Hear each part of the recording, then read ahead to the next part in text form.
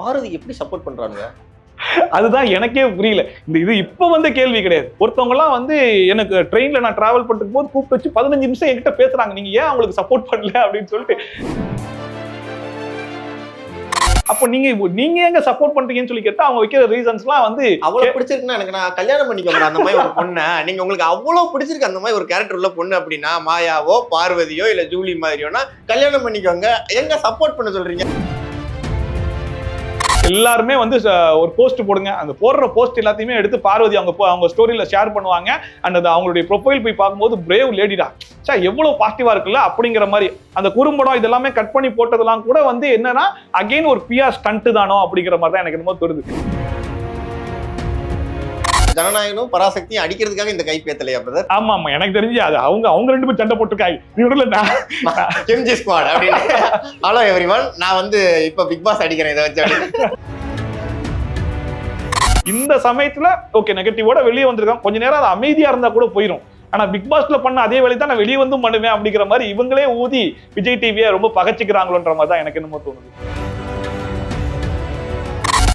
பாருக்கு அமிர்தம் பண்றது லவ்வா லஸ்டா பிரதர்? அது வந்து பிக் பாஸ் வீட்டுல வச்சு பார்க்கும்போது அது லவ் மாதிரி தெரியல. அது மேக்சிமம் லஸ்டா தான் அதிகமா சுத்திட்டு இருந்துச்சு. அண்ட் நிறைய இடத்துல நமக்கு டவுட் இருந்த இடத்துல அவரே வந்து கார்ல கிளியரும் பண்ணிட்டாங்க. இந்த ஜஸ்டிஸ் ஃபார் பாரு அண்ட் கமருதீன் இது வெளியில வந்தோன்னா ஒருத்தர் ஸ்டோரியில எடுத்து ஷேர் பண்றாங்க. அது யாருன்னா விஜய் பாரு. ஃபுல்லா வந்து ஏன்னா ஒரு விஷயம் சொல்லி திட்டி அனுப்பியிருக்கிறாங்க. இன்ஸ்டாகிராம் ஸ்டோரியில முழுக்க வந்து நான் தப்புலாம் கிடையாது, இந்த சேனல் தப்பு, ஒட்டுமொத்த மக்களும் தப்பு, நான் கரெக்ட் தான் அப்படின்னு ஒரு 4-5 ஸ்டோரி, 4-5 இல்ல 10-15 ஸ்டோரி எல்லாம் ஷேர் பண்ணிக்கிட்டே வராப்ல பார்வதி. உங்களுக்கு அதெல்லாம் பார்க்கும்போது எப்படி தோணுது? அதுவுமே பிஆர் ஸ்டண்ட் மாதிரி தான் எனக்கு ஏதோ தோணுது. ஏன்னா வெளியே வந்ததுக்கு அப்புறமா அவங்களுக்கு ஒரு பாசிட்டிவான ஒரு என்விரான்மெண்ட்டை கிரியேட் பண்ணணும் அப்படிங்கிறதுக்காக முழுக்க எல்லாருமே வந்து ஒரு போஸ்ட் போடுங்க. அந்த போடுற போஸ்ட் எல்லாத்தையுமே எடுத்து பார்வதி அவங்க ஸ்டோரியில ஷேர் பண்ணுவாங்க. அண்ட் அவங்களுடைய ப்ரொஃபைல் போய் பார்க்கும்போது பிரேவ் லேடிடா எவ்வளவு பாசிட்டிவா இருக்குல்ல அப்படிங்கிற மாதிரி அந்த குறும்படம் இதெல்லாமே கட் பண்ணி போட்டதெல்லாம் கூட வந்து என்னன்னா ஓகே இதை வச்சு பார்வதிக்கு வந்து ஒரு பாசிட்டிவான ஒரு நேம் கிரியேட் பண்ணிடணும் அப்படிங்கிறதுக்காக அகைன் ஒரு பிஆர் ஸ்டண்ட் தானோ அப்படிங்கிற மாதிரி தான் எனக்கு என்னமோ தோணுது. நார்மல் ஆடியன்ஸ் கண்டிப்பா இருப்பாங்க, ஒரு சில பேர் பார்வதிக்காக சப்போர்ட் பண்ணக்கூடிய ஆட்கள் இருப்பாங்க, இல்லைன்னு சொல்லிட முடியாது. பட் அது 99% வந்து இந்த பக்கம் தான் ரெட் கார்டு கொடுத்தது சரிங்கிற இடத்துல தான் இருக்கு. அந்த 1% தான் வந்து ஆக்சுவலா பார்வதிக்கு சப்போர்ட்டாவே இருக்குது. பட் அதை வச்சு ஒரு ஸ்டண்ட் காமிக்கிறாங்களோ, அதை வந்து பார்வதி ஷேர் பண்ணி பாத்தீங்களா எனக்கு எவ்வளவு மாசு பாத்தீங்களா, வெளியே எவ்வளவு இது இருக்கு பாத்தீங்களா, விஜய் டிவி தான் தப்பு, நான் கரெக்டா தான் ஆடி இருக்கேன் அப்படிங்கிற மாதிரி இவங்களே ஒரு இதை காமிச்சுக்கிறாங்க. அது ஒரு 2-3 நாள்ல ஃபேட் அவுட் ஆயிரும். இல்ல எனக்கு ஒண்ணுதான் இது வந்து ஓப்பனாவே கேட்கிறேன், பார்வதி எப்படி சப்போர்ட் பண்றாங்க? அதுதான் எனக்கே புரியல. இது இப்ப வந்த கேள்வி கிடையாது. இதுக்கு முன்னாடி சீசன்ல இந்த மாதிரி கேரக்டர்ஸ் எல்லாம் எதிர்ப்பாங்க இல்லையா, அந்த கேரக்டருக்கு சப்போர்ட் பண்ணி ஒருத்தவங்க எல்லாம் வந்து எனக்கு ட்ரெயின்ல நான் டிராவல் பண்ணிட்டு போது கூப்பிட்டு வச்சு 15 நிமிஷம் என்கிட்ட பேசுறாங்க. நீங்க ஏன் அவங்களுக்கு சப்போர்ட் பண்ணல அப்படின்னு சொல்லிட்டு இதுக்கு முன்னாடி ஒரு கேரக்டர் மாயான்ற கேரக்டருக்கு நான் வந்து சப்போர்ட் பண்ணலன்றதுக்காக ஒரு 15 நிமிஷம் கூப்பிட்டு வச்சு பேசுறாங்க. அப்ப நீங்க எங்க சப்போர்ட் பண்றீங்கன்னு சொல்லி கேட்டா அவங்க வைக்கிற ரீசன்ஸ்லாம் வந்து அவ்வளவு பிடிச்சிருக்குன்னா எனக்கு நான் கல்யாணம் பண்ணிக்கோங்க அந்த மாதிரி ஒரு பொண்ணை. நீங்க உங்களுக்கு அவ்வளவு பிடிச்சிருக்கு அந்த மாதிரி ஒரு கேரக்டர் உள்ள பொண்ணு அப்படின்னா மாயாவோ பார்வதியோ இல்ல ஜூலி மாதிரியோனா கல்யாணம் பண்ணிக்கோங்க. எங்க சப்போர்ட் பண்ண சொல்றீங்க அப்படிங்கிற மாதிரி தான் இருக்கு. ஆமா அந்த மாதிரிதான். அப்பதான் யோசிச்சேன், ஓகே சொசைட்டில வந்து இந்த மாதிரி கேரக்டர்ஸை பார்த்தோம், அதுக்கு சப்போர்ட் பண்ணக்கூடிய ஆட்கள் இன்னும் இருக்கத்தான் செய்யறாங்களா அப்படிங்கறத ஒரு பக்கம் பார்க்க முடிஞ்சு. ஒரு பக்கம் என்னன்னா அவங்க என்ன நினைக்கிறாங்கன்னா என்டர்டைன்மெண்டா இருக்குன்னு பாக்குறாங்க. ஓகே நல்லா வந்து சண்டை பிடிக்கிறாங்க, நிறைய பண்ணான விஷயங்கள்லாம் நடக்குது, சண்டைன்னு, அதாவது இவங்களாலதான் இந்த ஷோவே கொஞ்சம் என்கேஜா இருக்குது, அதனால இவங்க இந்த ஷோல இருக்கணும். இப்ப வெளியே போனதுக்கு அப்புறம் அப்படியே அமைதியா இருக்கு பாத்தீங்களா, அது பிக் பாஸ் வீடா இல்ல வந்து என்ன வீடுன்னு தெரியாத மாதிரி அததான் விரும்புறானுங்க ஆடியன்ஸ். அப்போ பார்வதி இருந்தா சண்டை போடுவாங்க, சண்டை போடுற ஆள் வெளியே போயிட்டாங்க, அதுக்காக சப்போர்ட் பண்றேன், அந்த மாதிரி தான் சப்போர்ட் பண்றாங்களோன்னு நான் பாக்குறேன். அதான் பிரதர் எனக்கு என்னன்னா இந்த ரக்கட் பாய்ஸ் பிடிக்கும் கேர்ள்ஸ் அலைவானுங்கல்ல, அதே மாதிரி பாய்ஸ்ல இருந்து ரக்கட் கேர்ள்ஸ் பிடிக்கும் அலைகிறாங்கன்னு நினைக்கிறேன். தயவு செஞ்சு கல்யாணம் பண்ணிக்கோங்க, பிடிச்சிச்சுன்னா கல்யாணம் பண்ணிக்கோங்க, சோழ வைக்காதீங்க. இன்னொன்னு மதன்கூர்ல இருந்து நிறைய பேர் பேசியிருந்தாங்க அந்த டாபிக், நீங்க பாத்துட்டீங்களா? ஏன்னா வாண்டடா விஜய் டிவி வந்து டிஆர்பி ஏத்தணும், இந்த சைடு ஜனநாயகன் வருது, இந்த சைடு வந்து பராசக்தி வருது, அப்ப விஜய் டிவி என்ன பண்ணலாம் அப்படின்னா பார்வதிங்கிற ஒரு ஆட்டை வந்து கழுத்து அறுத்துட்டாங்க. அது வந்து ஒரு சாதாரண ஒரு ஆளை வந்து இந்த மாதிரி டாஸ்க் கொடுத்தா இந்த மாதிரி ப்ரெஷர் வரும், அதுல வந்து இவங்க மன உளைச்சலுக்கு ஆளாக்கி இவங்களை வெளியில அனுப்பிடலாம்னா இதுல வந்து பலியாடே வந்து பாரும் கமரி தான், இது வந்து முழுக்க கார்பரேட்டின் சதி அப்படின்னு மதன் ரவி பேசியிருந்தாப்புல நீங்க என்ன சொல்றீங்க? அது வந்து ஆக்சுவலா வேடிக்கையா தான் இருந்துச்சு எனக்கு. ஏதோ பேசணுமே நம்ம பேசினா எப்படி இருக்கும் அந்த மாதிரி இருக்கும் அந்த பிக் பாஸ். ஏன்னா அவர் ஆல்ரெடி சொல்லிட்டாரு பிக் பாஸ் ஷோ நான் பார்த்ததே கிடையாது அப்படின்னு சொல்லிட்டு. சோ பிக் பாஸ் ஷோ எப்படி ரன் ஆகுன்றது கூட அவருக்கு தெரியலன்றது நல்லாவே தெரிஞ்சு. இதுக்கு முன்னாடியே பல பேர் வந்து பிக் பாஸ் வந்து ஸ்கிரிப்டட் அப்படிங்கிற மாதிரி தான் நினைச்சிட்டு இருந்தாங்க. பட் உள்ள போயிட்டு வந்த பல பேரை என் பேட்மேன் ரவீந்தர்லாம் கூட உள்ள போயிட்டு வெளியே வந்துட்டாப்ல. அந்த மனுஷெல்லாம் வெளிப்படையா எல்லாத்தையும் ஓப்பனா சொல்லக்கூடிய ஆள் தான். பட் அவரே வந்து இது ஸ்கிரிப்டட் கிடையாது அப்படிங்கறத வெளிப்படையா சொல்லிட்டாங்க. சோ ஸ்கிரிப்டட் கிடையாது.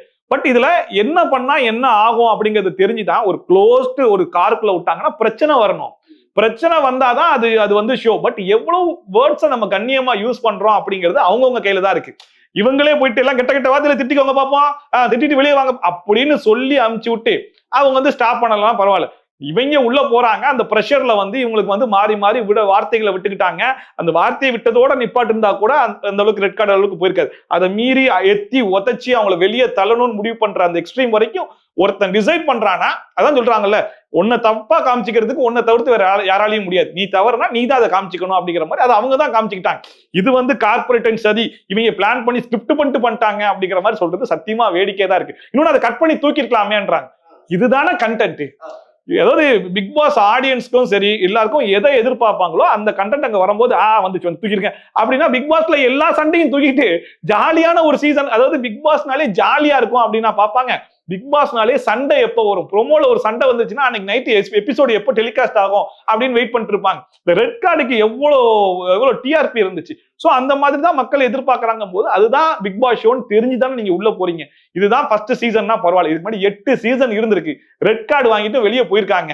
கை நீட்டக்கூடாது, அடிக்க கூடாது, கெட்ட வார்த்தை யூஸ் பண்ணக்கூடாது. இது எல்லாமே ரூல்ல இருக்கு. எல்லாமே நம்ம பக்குவமா இருக்க முடியுமா அப்படின்னு தெரிஞ்சாதான் நீங்க உள்ள போகணும். அதை மீறி உள்ள போயிட்டு என்ன யூஸ் பண்ணிட்டாங்க, என் மேல பழிய போட்டாங்கன்னு சொல்றதுல வந்து 5 பைசாக்கு பிரயோஜனம் கிடையாது தான் எனக்கு என்னமோ தோணுது. ஓகே, என்னன்னா அப்ப வந்து ஜனநாயகனும் பராசக்தியும் அடிக்கிறதுக்காக இந்த கைப்பேத்தலையா பிரதர்? ஆமா ஆமா, எனக்கு தெரிஞ்சு அது அவங்க 2 பேரும் சண்டை போட்டுருக்காங்க. கெம்ஜி ஸ்குவாட் அப்படின்னு. ஹலோ எவ்ரிவன், நான் வந்து இப்ப பிக் பாஸ் அடிக்கிறேன் இதை வச்சு. அந்த மாதிரி அது சம்பந்தமே இல்லை. அது ஆடியோ லான்ச் அவங்க 2 பேருக்குள்ள ஏதோ ஒரு பிரச்சனை போயிட்டு இருக்குன்னா அது வேற கதை. அதுக்குள்ள பிக் பாஸ் வரல. இது வந்து பிக் பாஸ் வந்துருச்சு அப்படின்னா அது 3வதா எதிர்பாராம நடந்த ஒரு விஷயம் தான். ஒருவேளை அது சண்டை நடக்கலன்னா எப்படி உங்க டிஆர்பி அதை உள்ள கொண்டு வந்து வாலண்டியரா பண்ணிருப்பாங்க அப்படிங்கிறதுலாம் இருக்கு இல்லையா. யதார்த்தமா நடந்தது அவங்களுக்கு சாதகமா நடந்துருச்சு. டிஆர்பி போட்டிக்கு வந்துட்டாங்க. பட் அது வந்து ஸ்கிரிப்டடா பிளான் பண்ணி பண்ண ஒரு விஷயம் கிடையாது, யதார்த்தமா நடந்த ஒரு விஷயம். ஓகே, அப்ப டிஆர்பி ஏத்திட்டாங்கன்னு சொல்லிட்டு இவர் வியூஸ் ஏத்திருக்காரு மதன் கௌரி. அவரோட டிஆர்பி ஏத்திருக்காரு. அவ்வளவுதான். ஏன் மதன் ப்ரோ இப்படி பண்றீங்க? சோ நெக்ஸ்ட் நான் உங்ககிட்ட கேக்குறது என்ன, வெளியில வந்து விஜய் பார்வதி வந்து விஜய் டிவி அஃபண்ட் ஆகுற மாதிரி ஸ்டோரிஸ் போடுறதா இருக்கட்டும், இல்லைன்னா வந்து நிறைய வீடியோ ஷேர் பண்றதா இருக்கட்டும், இன்னும் பார்வதி பேச மட்டும்தான் செய்யல, மற்றபடி எல்லாத்தையுமே ரொம்ப கீழ்த்தரமா பண்ணிட்டாங்க. கார்பரேட் வந்து அவங்களோட புத்தியை காமிச்சிட்டாங்க, அப்படி இப்படின்னு நிறைய போட்டாங்க. அப்படிங்கும்போது பார்வதிக்கு வரக்கூடிய சேலரி எல்லாத்தையுமே ஹோல்டு பண்ணிடுவாங்கன்னு சொல்றாங்க. என்ன சொல்றீங்க? எனக்கு தெரிஞ்சு அது ஹோல்ட் பண்ணிட்டாங்கன்னு ஆல்ரெடி சொல்லிட்டாங்கன்னு நினைக்கிறேன். அதனாலதான் இவ்வளவு தைரியமா ஸ்டோரிஸ் எல்லாம் எடுத்து ஷேர் பண்றாங்கன்னு நினைக்கிறேன். இதுக்கு முன்னாடி சீசன்ஸ் எல்லாம் பாத்தீங்கன்னா வெளியே வர கண்டஸ்டன்ஸ் வந்து விஜய் டிவிக்கு இன்டர்வியூஸ் கொடுப்பாங்க. அது போக ஸ்டோரிஸ் போஸ்ட் இது மட்டும்தான் அவங்களுக்கு போடுறதுக்கே அலோடா இருந்துச்சு. அதை மீறி வேற ஒரு சேனல்ல அவங்க வந்து பேசக்கூட கூடாது, அவங்களுடைய பேச வெளியே காட்டக்கூட கூடாது, அவங்க வெளியவே வரமாட்டாங்க. சீசன் முடிஞ்சதுக்கு அப்புறமா தான் அவங்களை வெளியவே நம்மளால பார்க்க முடியும். பட் இந்த சீசன் டோட்டலி அப்படியே டிஃபரெண்ட்ன்ற மாதிரி அதுலாம் வந்து அவங்க ஒரு இடத்துல போய் பேசிட்டு இருக்காங்க. வாட்டர்மெலன் எஃப்ஜே பேசுறாப்ல, எஃப்ஜே எல்லா இடத்துலயும் பேசிட்டு இருக்காப்ல. ஒரு பக்கம் வாட்டர்மெலன் ஸ்டார் பிரஜன் எல்லா பக்கம் போயிட்டு இருக்கா. இப்படி எல்லாரும் வெளியே போய் இஷ்டத்துக்கு எல்லாத்தையும் பேசிட்டு இருக்காங்க. உள்ள நடக்கிறது வெளியே நடக்கிறது எல்லாத்தையும் பேசுறாங்க.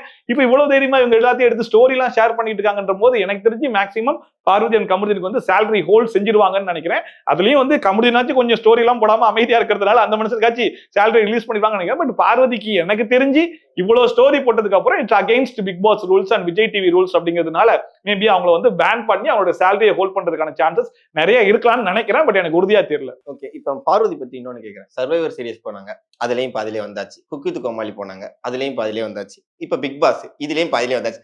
பஞ்சாயத்துக்குன்னே உள்ள ஆளு பார்வதியான்னு கேக்குறாங்க. சர்வைவர் வந்திருக்கும் போதே நான் சொல்லியிருந்தேன், ஆக்சுவலா பார்வதி வந்து சர்வைவருக்கு ஃபிட் ஆகக்கூடிய ஆள் கிடையாது. அவங்க வந்து ஒரு பிக் பாஸ் பார்வதி அப்படின்னு சொல்லிட்டு. ஏன்னா அவங்க பிக் பாஸ் ஷோ தான் அங்க சர்வைவர்ல போய் ஓட்டிட்டு இருந்தாங்க. அங்க இருக்கவங்க புதுசா பாக்குறான், இது என்ன புதுசா இருக்குன்னு சொல்லி அங்க இருக்கவங்களே சொல்லிருப்பாங்க, இவ பிக் பாஸ் கண்டென்ட் கொண்டு வந்து இங்க போட்டுக்கிட்டு இருக்கா அப்படின்னு சொல்லிட்டு. சோ அப்பவே விஜய் டிவி வந்து பிளான் பண்ணி வச்சிருந்த ஒரு இதுதான், அதனால எடுத்தாங்கன்னு நினைக்கிறேன். கொப்பித் கோமாளியில வந்துட்டு போனாங்கன்றது வந்து மேபி கனி ஒரு வாட்டி சொன்னாங்க, ஒரே ஒரு எபிசோடுக்கு வந்துட்டு போனாங்கன்னு சொல்லிட்டு. பஞ்சாயத்து தான் சொல்லிட்டு. சோ பார்வதினாலே பஞ்சாயத்து தான் போல இருக்கு. பிளஸ் அவங்க வந்து இந்த யூடியூப் கேட்டகரியில இருக்கிறதுனால மெயின் ஸ்ட்ரீம் மீடியா இல்லாட்டா கூட எனக்குன்னு ஒரு சேனல் இருக்கு, எனக்குன்னு ஒரு பிசினஸ் இருக்கு, நான் அதை நோக்கி போயிருவேன் அப்படிங்கிற மாதிரி இவங்க போயிருவாங்க. But Kamarudheen channel based person அப்படிங்கிறதுனால அவருடைய லைஃப் தான் இதுல அஃபெக்ட் ஆகுமோ அப்படிங்கிற மாதிரி எனக்கு என்னமோ தோணுது. மேபி இவங்க 2 பேரும் கடைசி வரைக்கும் ஒழுங்கா இருந்து வெளியே வந்திருந்தாங்கன்னா இவங்களுக்குன்னு ஒரு மவுஸ் கிரியேட் ஆயிருக்கும். இவங்க 2 பேரும் சேர்ந்து ஒரு ஆல்பம் சாங் ஏதோ ஒன்று பண்ணியிருந்தா கூட அந்த நெகட்டிவிட்டியை மீறி மக்கள் ஏதோ ஒரு பக்கம் ஒரு சப்போர்ட் பண்ணி அது பாசிட்டிவா மாத்திருக்கலாம். பட் இந்த சமயத்துல ஓகே நெகட்டிவோட வெளியே வந்திருக்காங்க, கொஞ்ச நேரம் அது அமைதியா இருந்தா கூட போயிடும். ஆனா பிக் பாஸ்ல பண்ண அதே வேலை தான் நான் வெளியே வந்தும் பண்ணுவேன் அப்படிங்கிற மாதிரி இவங்களே ஊதி விஜய் டிவியை ரொம்ப பகச்சிக்கிறாங்களோன்ற மாதிரி தான் எனக்கு என்னமோ தோணுது. இங்க வெளியில வந்து பார்வதி கமருதீன் கல்யாணம் முடிப்பாங்களா? இதுதான் இது ஏன்ட்ட கேட்க வேண்டிய கேள்வியே அது. பொதுவா உங்களுக்கு பார்க்கும்போது ரிவ்யூவரா பார்க்கும்போது எப்படி தோணுது? ஏன்னா சிலர் என்கிட்ட நிறைய பேர் சொன்னாங்க, என்ன மேனிபுலேட் பண்ணி தான் பார்வதி வந்து கமருதீனை உள்ள வச்சிருந்தாங்க, வெளியில போனா மதிக்க கூட மாட்டாப்ல, நீ வேணா பாரு தம்பி அப்படிலாம் சொன்னாங்க. உங்களுக்கு வந்து இந்த ரிவ்யூவா பிக் பாஸ் எல்லாம் பார்க்கும்போது உங்களுக்கு எப்படி தோணுது? எனக்கு தெரிஞ்சு உள்ளேயே 2 பேரும் வந்து மேரேஜ் பண்ணிக்கிறதுக்காக பழகின மாதிரிலாம் எனக்கு என்னமோ ஃபீலே ஆகல. ஒரு பக்கம் கமருதீனுமே கேமுக்காக யூஸ் பண்ணிக்கிட்ட மாதிரி தான் இருந்துச்சு, பார்வதியுமே கேமுக்காக பேசுறாங்கன்ற மாதிரி தான் இருந்துச்சு. அந்த கேம்ல வரக்கூடிய பிரச்சனைகளுக்காக பேச்சப் பண்ணிருப்பாங்க. கேம்ல பிரச்சனை இல்ல, கேம்ல பிரச்சனை ஆயிடுச்சுன்னா 2 பேரும் மாறி மாறி எக்ஸ்ட்ரீம் லெவலுக்கு வர கழுவி ஊத்திக்கிறாங்க. எந்த லவர்ஸும் இந்த லெவலுக்கு எல்லாம் போய் கழுவி ஊத்திருக்காங்கன்றது இது வரைக்கும் நான் பார்த்ததே கிடையாது. அப்படி பார்க்கும்போது வெளியே வந்து 2 பேரும் கல்யாணம் பண்ணா முதல்ல சந்தோஷமா இருக்கிற ஆள் நான் தான். ஏன்னா இவங்க 2 பேருக்கு சேர்ந்தா அதுதான் அதிகபட்ச தண்டனை. அதாவது இவங்க 2 பேரும் வாழ்ந்து காட்டணும், அதை பார்த்து மக்கள் சந்தோஷப்படணும். அப்படி அதுல சந்தோஷப்படக்கூடிய ஒரு ஆள் நானா இருப்பேன் அப்படிங்கிற மாதிரி அவங்களுக்கு கொடுக்குற ஒரு தண்டனை அவங்க 2 பேரும் கல்யாணம் பண்ணிக்கிறது தான். ஓகே, பாரு கமருதீன் பண்றது லவ்வா லஸ்டா பிரதர்? அது வந்து பிக் பாஸ் வீட்டுல வச்சு பார்க்கும்போது அது லவ் மாதிரி தெரியல. அது மேக்சிமம் லஸ்டா தான் அதிகமா சுத்திட்டு இருந்துச்சு. அண்ட் நிறைய இடத்துல நம்மளுக்கு டவுட் இருந்த இடத்துல அவரே வந்து கார்ல கிளியரும் பண்ணிட்டாங்க. என்ன நம்ம ரெஸ்ட் ரூம்ல போயிட்டு கிஸ் அடிச்சு அந்த ஆடியன்ஸ் பார்த்துட்டாங்க போல, அது ஒன்றும் பிரச்சனை இல்லை அப்படிங்கிற மாதிரி 2 பேருமே உளறிய வேற வச்சுட்டாங்க. அதெல்லாம் வச்சு பார்க்கும்போது இவ்வளவு பெரிய ஷோ, இவ்வளவு கேமராஸ் இருக்கு, இந்த இடத்துல இது அவசியமா அப்படிங்கிறது இருக்கு இல்லையா? அது சுய கட்டுப்பாடு, சுய ஒழுக்கம் அப்படிங்கிறதெல்லாம் கடைபிடிக்கிறதுக்காக தான் இந்த ஷோக்குள்ளேயே போறோம். ஒரு போன் கூட யூஸ் பண்ண மாட்டோம். வெளியே நம்ம வந்து பயங்கரமா போன் அடிக்டா இருந்திருப்போம், ட்ரிங்க்ஸ் அடிச்சிருக்கலாம், நம்ம கெட்ட வார்த்தைகள் பேசலாம், எவ்வளவு ஒழுங்கீனமா இருந்தாலும் இந்த பிக் பாஸ் ஷோக்குள்ள வரும்போது ஆடியன்ஸ் பாக்குறாங்க. அதுவும் கமருதீன் ஆகும்னா எனக்கு ஃபேமிலி ஆடியன்ஸ் ரொம்ப அதிகம் அப்படின்னு சொல்லக்கூடிய ஒரு மனிதர்.